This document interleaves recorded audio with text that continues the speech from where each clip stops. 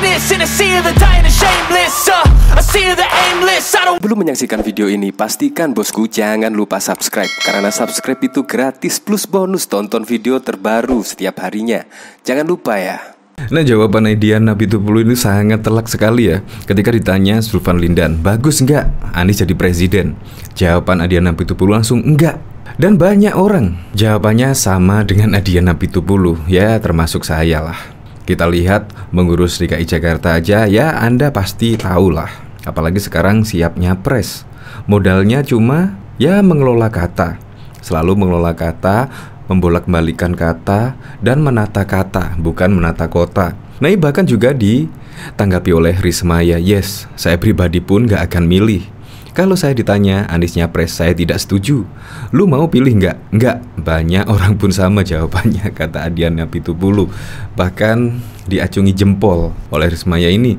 Kalau melihat dari sepak terjang Adian itu orangnya ya berbicara apa adanya lah. Saya sangat setuju lah, karena Adian Apitupulu juga pejuang reformasi 98. Ya kita tahu kan, pada saat itu Adian Apitupulu juga ikut lah, yaitu berdemonstrasi pada 98 yang lalu, dimana pada saat itu adalah Presiden Soeharto sudah memimpin lama banget, hampir 32 tahun lebih, bayangkan. Nah memang sih setelah lengsernya Presiden Soeharto, memang semua berhak nyapres lah. Semua berhak menjadi presiden. Bahkan saya masih ingat betul lah, pada waktu itu, pada saat pemilihan presiden tahun berapa ya, tahun 2022 mungkin ya, itu banyak pilihan capres, bahkan juga sampai bingung. Nah, jadi memang di era demokrasi seperti ini, memang semua orang berhak lah menyatakan kesiapannya untuk menjadi calon presiden. Ketika dipilih Anies Baswedan apa Adian Apitupulu, saya sih pilih Adian Apitupulu sebagai calon presiden, karena menurut saya rekam jejaknya juga sangat jelas lah. Nah, dari sini coba kita lihat komentar-komentar dari netizen-netizen ya. Rakyat Pribumi menjawab nih, baru mencalonkan aja Nasdem sudah hancur. Dah gitu safari kemana-mana tanpa rasa malu. Nggak ada prestasi apapun. Gelar terburuk dia. Gue juga ngakak, mendingan milih orang Indonesia asli. Dulu waktu belum berkuasa, sok paling mengerti apa yang dirasakan rakyat, sampai pemerintah naikkan BBM, pimpin demo sampai nangis. Yang belum diketahui adalah Anies juga sangat tidak dibutuhkan dukungan dari makhluk abu-abu seperti ini. Saya juga enggak. Baca pres mandek hanya sebatas bacaan. Aku nggak bakal pilih Anies. Memang sih untuk Anies menjadi calon presiden sangat berat sekali, apalagi dukungan dari partai ya hanya Nasdem saja, yaitu butuh koalisi lagi. Dan untuk Nasdem, PKS dan bahkan Demokrat sampai saat ini juga masih abu-abu ya. Kayaknya belum ada keputusan. Ya kita tunggulah akhir Desember mendatang. Semoga saja ada kepastian koalisi dari Nasdem, PKS, dan Demokrat. Ya semoga sajalah. Walaupun Anies sudah memenuhi presidensial threshold-nya, tapi ya rakyat yang akan memilih, suara rakyat yang akan menentukan mana capres yang bisa melanjutkan di kepemimpinan Presiden Joko Widodo untuk 5 tahun ke depan atau tidak. Nah, semua itu adalah suara rakyat yang menentukan. Tetapi ngomong-ngomong, pilihlah yang rekam jejaknya jelas. Untuk lebih lengkapnya simak berita berikut ini, Good News Indonesia. Anggota DPR dari PDI Perjuangan Adian Apitupulu mengatakan seharusnya Anies Baswedan menjawab dulu banyak persoalan rakyat sebelum memutuskan untuk menerima pinangan sebagai capres dari Nasdem. Gimana ya? Ada banyak hal yang harus ditanya ke dia tentang banyak hal. Kalau saya ditanya Anies nyapres, saya tidak setuju. Lu mau milih nggak? Nggak. Banyak orang pun sama jawabannya, kata Adian tegas kepada ex pengurus DPP Nasdem Sulfan Lindan. Dia menilai salah satu masalah serius adalah pengalaman Anies dalam memimpin Jakarta. Banyak problem sosial dari masalah kemiskinan dan kesejahteraan rakyat yang masih menjadi PR baginya. Ia pun meminta Anies untuk turun langsung melihat kondisi rakyat secara langsung. Bagaimana rakyat keteteran akibat dihantam pandemi. Permasalahan DKI salah satu contoh, banyak pertimbangan lah. Buat saya kan buat orang lain, aduh ampun deh. Saya sih bilang yuk kita turun, kita lihat ke bawah. Bagaimana kalau kita turun ke bawah, lihat rakyat terdampak karena pandemi, lalu potensi krisis. Kayaknya nggak pantas deh kalau bicara nyapres hari ini, tambahnya. Kalau bicara rakyat, kenapa kita nggak memikirkan rakyat terlebih dahulu, terangnya. Sementara itu, ia mengaku khawatir jika Anies Baswedan terpilih menjadi presiden. Nantinya proyek pemindahan ibu kota negara IKN akan terhenti. Aku khawatir, nggak lanjut, jelasnya.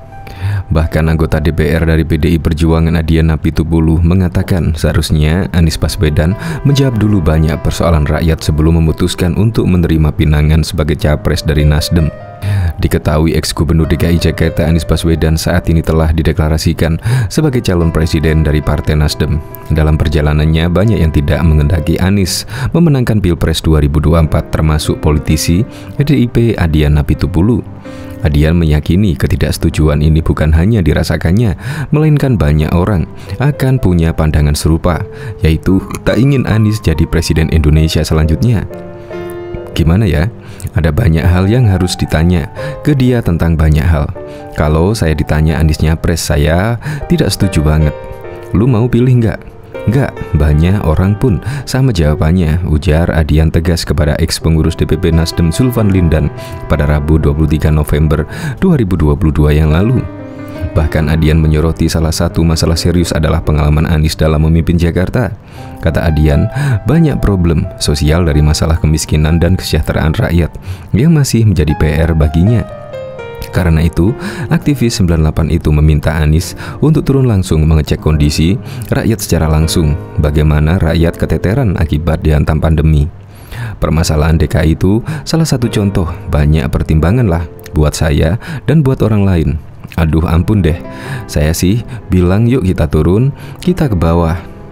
Bagaimana kalau kita turun ke bawah, lihat rakyat terdampak pandemi ini? Lalu potensi krisis, kayaknya nggak pantas deh kalau bicara nyapres hari ini, ungkap Adian. Kalau bicara rakyat, kenapa kita nggak memikirkan rakyat terlebih dahulu? Sambungnya. Sementara itu, ia mengaku khawatir jika Anies Baswedan terpilih menjadi presiden.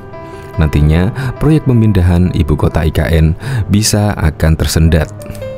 Gubernur DKI Jakarta Anies Baswedan menyatakan dirinya siap menjadi capres presiden 2024 jika ada partai yang mengusungnya. Politikus PDIP Adian Apitupulu menanggapi Anies Baswedan. Problem reformasi adalah semua orang bisa nyapres. Semua orang bisa menganggap dirinya pantas menjadi capres. Tapi menurut saya, hakim tertinggi adalah rakyat, kata Adian di Ciawi, Kabupaten Bogor, Jawa Barat pada Jumat 16 September 2022. Menurutnya, pilihan tetap berada di tangan rakyat. Sebanyak apapun partai yang mengusungnya, kata Adian, tetap rakyatlah yang menentukannya. Dia mau punya seluruh partai sekalipun. Kalau rakyat tidak memilihnya, bisa saja tidak menang. Saya bisa percaya pada kekuatan rakyat dan kesadaran politik rakyat, paparnya. Diberitakan sebelumnya, Gubernur DKI Jakarta Anies Baswedan menyatakan dirinya siap menjadi calon presiden 2024. Dia mengaku siap nyapres jika ada partai yang mengusungnya. Hal itu disampaikan Anies saat diwawancarai oleh Reuters di Singapura. Reuters memuat pernyataan Anies dalam artikel berjudul Popular Governor of Indonesia Capital Prepare to Run for President. Saya siap mencalonkan diri sebagai presiden jika sebuah partai mencalonkan saya, kata Anies dalam sebuah wawancara di Singapura, seperti dilansir dari Reuters. Dia menambahkan dirinya tidak menjadi anggota partai, memungkinkan ruang untuk berkomunikasi dengan semua faksi. Anies juga bicara soal hasil survei terhadap dirinya. Survei yang tidak diminta itu terjadi bahkan sebelum saya berkampanye. Saya pikir mereka memberi saya lebih banyak kredibilitas, kata Anies. Bahkan politikus PDIP Adian Apitupulu menyinggung Gubernur DKI Jakarta Anies Baswedan tidak konsisten dalam kata-katanya. Hal tersebut disampaikan di acara ILC yang tayang pada Selasa dengan tema Anies di Pusaran Bully. Adian Apitupulu lantas membacakan definisi bully dalam KBBI. Kalau di sini dikatakan pelecehan itu adalah ancaman, siksaan, ancaman verbal, fisik, dan cyber, ujar Adian. Lantaran hal itu, Adian menilai Anies Baswedan tidak mengalami di pusaran bully. Saya nggak lihat Anies di pusaran bully, Bang Karni, ujar Adian. Karni Ilyas lantas mengatakan bahwa yang dimaksud bully di tema ILC yaitu definisi secara umum. Ini bully dalam pengertian populer yang di masyarakat. Jangankan gubernur, kita pribadi saja juga mendapatkan bully di media sosial, ujar Karni Ilyas. Adian lantas menyanggah pernyataan Karni Ilyas. Artinya Bang Karni membuat definisi sendiri, nggak sesuai KBBI, ujar Adian yang disambut tawa. Adian lantas mengaku bahwa tidak melihat Anies dibully. Saya sendiri tidak melihat proses bully seperti definisi di KBBI terhadap Anies, ujarnya. Apakah ada persekusi terhadap Anies? Nggak ada, ujar Adian. Mendengar pernyataan itu, politikus PKS Mardani Alisera menimpali. Tapi ada yang mengancam mau dibunuh, ujar Mardani. Adian lantas melanjutkan ucapannya. Tapi itu bukan pusaran, pusaran itu nggak berhenti. Kalau cuma 1, 2, 3 itu bukan pusaran. Nah, ini menurut saya bombastis. Apakah ada kaitannya dengan 2024? Seolah-olah Anies dibuat sedang teraniaya, tertekan sedemikian rupa, lalu rakyat simpati. Bisa juga, ujar Adian.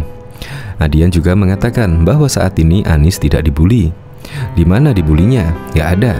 Dibandingkan proses pilkada Jakarta kemarin, kita tahu siapa yang dibully secara fisik, didatangi, dipersekusi, diintimidasi. Kalau untuk Anies nggak ada. Kalau cuma 1 atau 2 itu bukan pusaran, ujar Adian. Adian melihat bahwa bulian itu adalah kritik. Anggap saja itu kritik. Terus kenapa kalau dikritik orang? Ada yang salah? Nggak ada. Apakah kritik identik dengan bully? Nggak juga.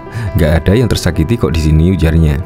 Soal kritikan TGUPP yang berjumlah 74, seharusnya hasilnya lebih terlihat. Adian menyebut di wilayah Kemang jalannya makin sempit lantaran pembangunan trotoar hingga menimbulkan kemacetan. Sisi lain ganjil genap, sisi lain jalannya dikecilin. Bagus niatnya, tapi kan jadi macet dan jadi polusi udara. Mungkin ada solusi lain. Dilema reklamasi, semua rakyat tahu. Kok semacam pelin-pelan saya? Dulu nggak boleh, sekarang boleh. Lalu katanya itu pulau, pidato Anies menyebut pantai reklamasi. Kan kita jadi bingung. Kok nggak konsisten dalam definisi? Nggak konsisten dalam kata-kata? Bagaimana dalam tindakannya? Ujar Adian yang disambut tepuk tangan penonton. Adian lantas tidak ingin disebut membuli Anies. Ia mengaku memberi kritik. Dikatakan programnya berjalan. Mungkin beberapa programnya berjalan, tapi apakah seperti janji kampanye dulu? Katanya OKOC, rumah DP 0%, mana? Sejauh mana OKOC mampu meningkatkan kesejahteraan rakyat Indonesia, Jakarta? Berapa yang bertahan? Berapa perputaran uangnya? Mana pertanggungjawabannya untuk rakyat terhadap anggaran untuk OKOC itu? Harusnya ada dong, ucapnya. Adian Apitupulu lantas mengatakan bahwa saat ini kinerja Anies belum terlihat.